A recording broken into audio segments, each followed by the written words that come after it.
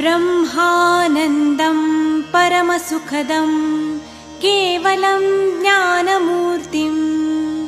द्वन्द्वातीतं गगनसदृशं तत्त्वमस्यादिलक्ष्यम् एकं नित्यं विमलमचलं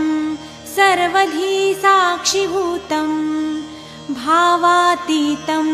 त्रिगुणरहितं सद्गुरुं तं नमामि। ॐ रक्तांग रक्तवर्ण